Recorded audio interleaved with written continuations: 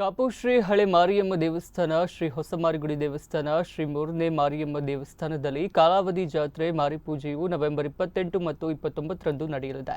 ಮೂರು ಮಾರಿ ಗುಡಿಗಳಲ್ಲಿ ಏಕಕಾಲದಲ್ಲಿ ನಡೆಯಲಿರುವ ಕಾಲಾವಧಿ ಜಾತ್ರೆ ಮಾರಿಪೂಜೆಯ ಪ್ರಯುಕ್ತ ಮಂಗಳವಾರ ರಾತ್ರಿ ಹಳೆ ಮಾರಿಗುಡಿಗೆ ವೆಂಕಟರಮಣ ದೇವಸ್ಥಾನ ಹಾಗೂ ಹೊಸಮಾರಿಗುಡಿ ಮತ್ತು ಮೂರನೇ ಮಾರಿಗುಡಿಗೆ ಲಕ್ಷ್ಮೀ ಜನಾರ್ದನ ದೇವಸ್ಥಾನದಿಂದ ದೇವರ ಆಭರಣಗಳನ್ನು ಮೆರವಣಿಗೆ ಮೂಲಕ ತಂದು ಬಳಿಕ ಮಾರಿಪೂಜೆಯ ಧಾರ್ಮಿಕ ಕಾರ್ಯಕ್ರಮಗಳಿಗೆ ಚಾಲನೆ ನೀಡಲಾಗುತ್ತದೆ. ಬಳಿಕ ದೇವರ ದರ್ಶನ ನಡೆದು ಬುಧವಾರ ಸಂಜೆಯವರೆಗೆ ಮಾರಿಪೂಜೆಯ ವಿವಿಧ ಧಾರ್ಮಿಕ ಕಾರ್ಯಕ್ರಮಗಳು ನಡೆಯಲಿವೆ. ಸಂಜೆ 4 ಗಂಟೆಗೆ ಮಾರಿಯಮ್ಮ ದೇವಿಯ ದರ್ಶನ ನಡೆದು ಮಾರಿಪೂಜೆಯ ಅಂತಿಮ ವಿಧಾನಗಳು ನಡೆಯಲಿವೆ.